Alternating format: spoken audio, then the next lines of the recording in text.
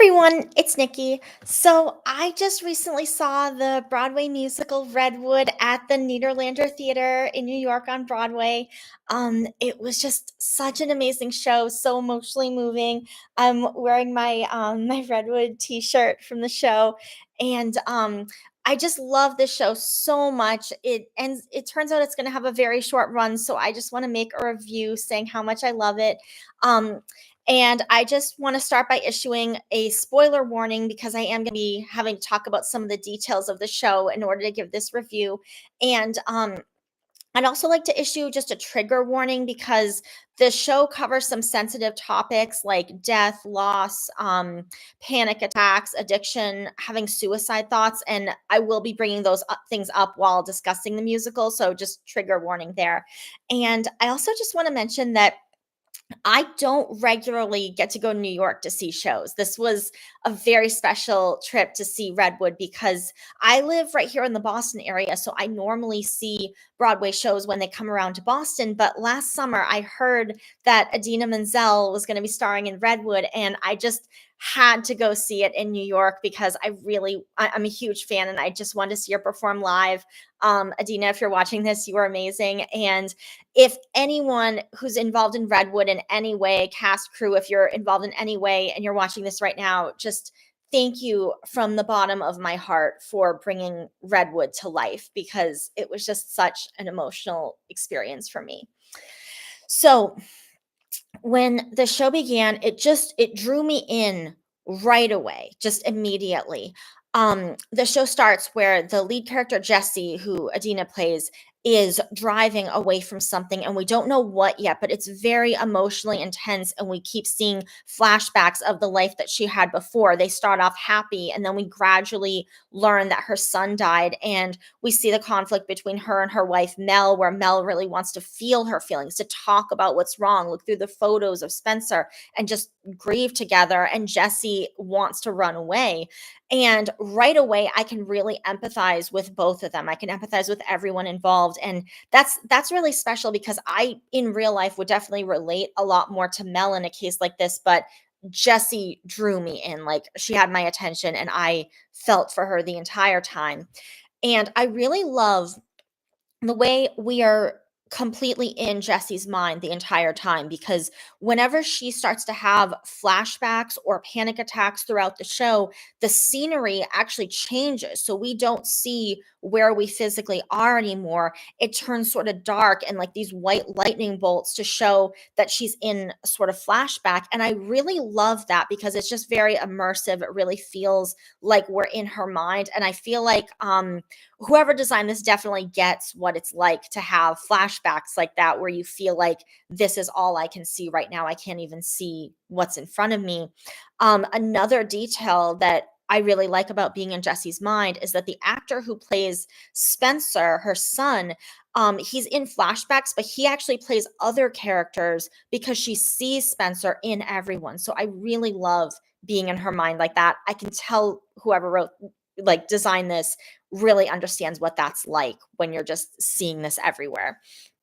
So Jesse keeps driving all the way from New York to the California redwoods, ends up falling asleep in the forest, and then the next day, these two research botanists, not Mel, Becca and Finn, get they see her just sleeping on the forest floor. Like, what the heck are you doing? And she ends up convincing them to let her go up in the redwoods. And I love this part because, she's being kind of annoying about it, kind of pushy about it, but it's in an endearing way. I feel like even though she's acting a little silly, you can tell, you can feel the pain through that. You can feel the pain through the humor behind it. I thought she did that very well.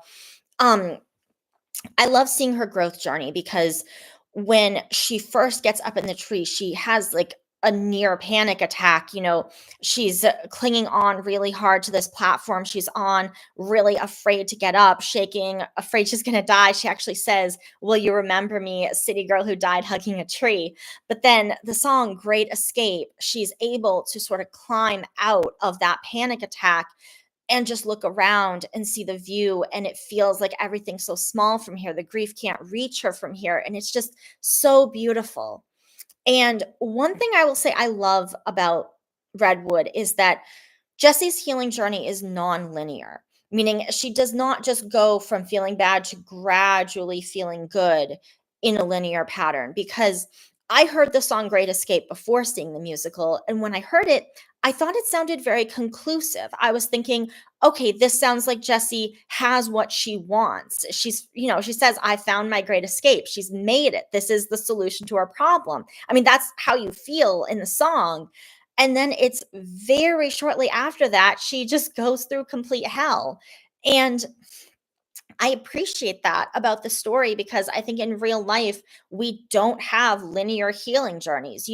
We don't have a healing journey that's like, okay, now I had this one thing happen and everything is fixed. I mean, I have definitely had the experience of, being on top of the world, thinking everything's all better now, and then kind of crashing afterwards. So that just was near and dear to my heart, and I understood that feeling.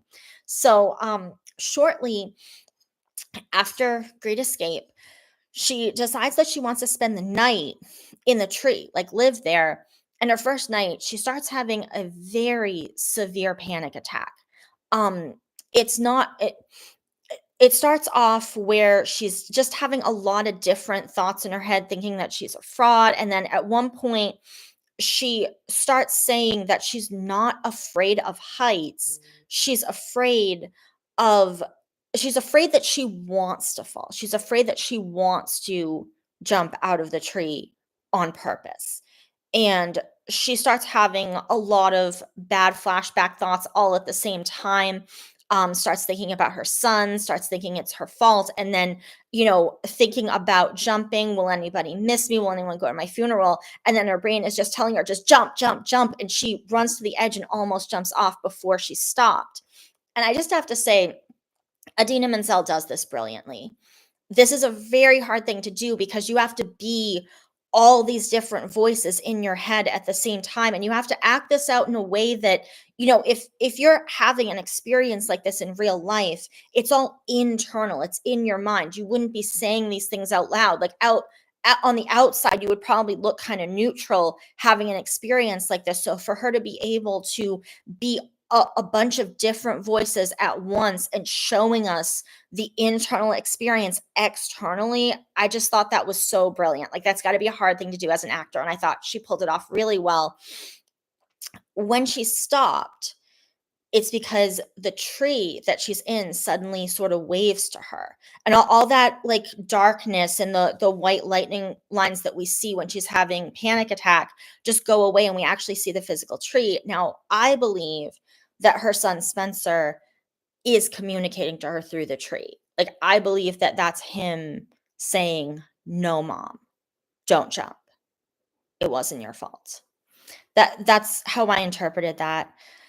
And it was just a very touching moment to see her be saved in that way. Very touching. And then very shortly after that, she starts to feel very comfortable in the tree. She names the tree Sella, same letter S as her son Spencer, because I think that she can feel Spencer's presence in the tree, subconsciously, but doesn't really want to acknowledge it yet. She sings this beautiful song called In the Leaves, and Dina Menzel sings it beautifully, and she does this aerial dance that's so cool. It's on the harness, and she's dancing like while flying, and it's just so beautiful. And it really looks very young and wild and free. And she even says in the song, I feel like a kid again. And she looks like just a kid playing in a tree. And it was just so healing, so cathartic to me to see her go from a near attempt, almost jumping out of the tree on purpose, to getting to this space of being so young and free again.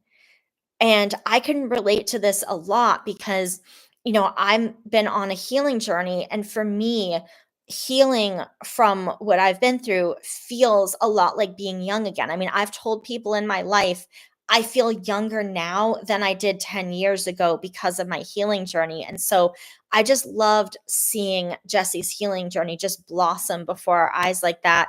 Um, I've seen plenty of stories, media, where a character recovers from a mental health issue a little bit too quickly in a way that feels like, maybe they don't understand what this is really like. She understood what this was like. I'm sure of it. Like, it just this I felt very seen, I felt understood, I felt like I got it, I got it. And, so that was very emotional. Now continuing on with the story, it is a non-linear healing journey, and I really appreciate that shortly after this, she does go through more things that are really hard for her. Um, Becca, the research botanist is talking to Jesse in the tree at one point. Becca shares some things about her life and what she struggled with as a child, and kind of I forget the exact wording, but she says something to Jesse indicating that it's your choice. Like, it's your choice. You can choose to grow stronger from this, or you can choose to let it destroy you. And I was feeling like that was a little bit victim blaming, and I was kind of thinking I was assuming that it was gonna kinda come out like Becca's right about this, because that's how stories like this tend to go, where if somebody is, like, a little bit stronger, a little more resilient, someone else is, like, struggling more the way Jesse is struggling, that the person who's struggling is kind of expected to pull themselves up, and that's kind of how I expected it to go, and instead Jesse ends up for the first time telling us the full story about Spencer, about his life, and about how he died at age 23 from an overdose that she's not entirely sure whether it was accidental or not. And and she sings this really moving song. I don't remember the lyrics, but I remember it was very, very sad. And I feel like Becca is very humbled by that, which I really like. And this isn't anything against Becca, because I love Becca, but I just feel like stories don't tend to go this way. They tend to say that, the person who's the stronger one is sort of right. And I really appreciate that the way the story valued Jesse's pain in that moment.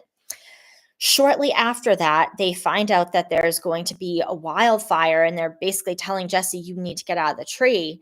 And she's like, "No, I'm not leaving Stella." And Finn wants to go up and rescue her, and Becca tells him no. And she says, and I don't remember the exact wording, but she says that I may not understand Jesse's grieving journey. Like, I may not understand why she needs to be up in the tree right now, but she needs to be up in the tree right now. And letting someone do what they need to do, even if you don't understand it, even if it's not what you would do, even if it's not what most people would do, because, not many people are going to stay in a tree during a wildfire. It's a little wild that she does that, but the story validates her doing what she needs to do. And Becca says that letting someone do what they need to do is an act of compassion. That is a quote that I'm going to keep with me forever, because I have experienced, I feel like our culture is very prescriptive about, this is what you need to do.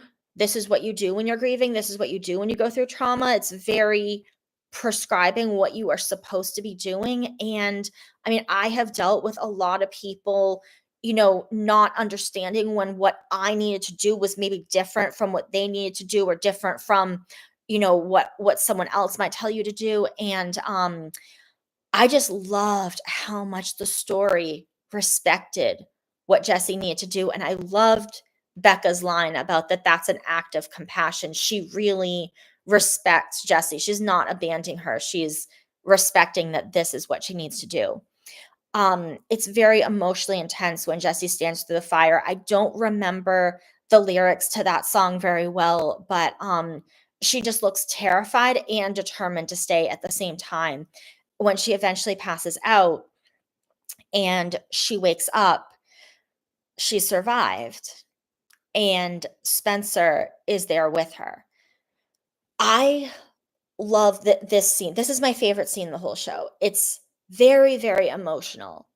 And I love what they do visually with this, because Jessie doesn't want to look at Spencer, and she tries not to see him, but she can't run away this time. In the opening number, during the flashbacks, there are parts where Spencer's almost like chasing her around and she's sort of running from him. But now she physically can't run because she is confined to this platform.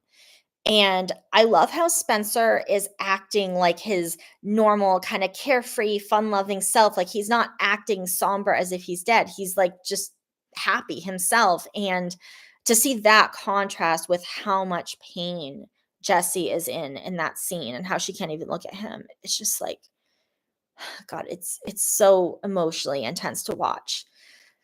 And he tells her what she needs to hear. He tells her that it's not her fault and that she was a great mom and that there isn't anything she could have done.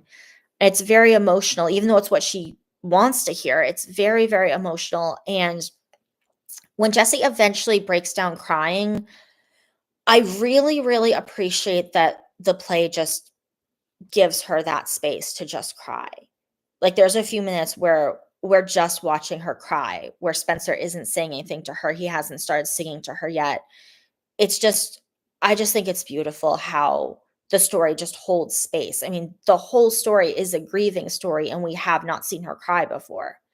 So, I feel like I love that it gave space for that. And then Spencer's song that he sings to her, "Still." The song is called "Still," and it's probably my favorite song in the whole musical. And, he talks about their life together and tells her that you're still alive. While you're still alive, live. But he specifically is telling her to feel everything. My favorite part of the song, he says, "Live full and rich and deep. And when you cry, let yourself weep. And when you laugh, laugh like hell. And when you're mad, go ahead and yell."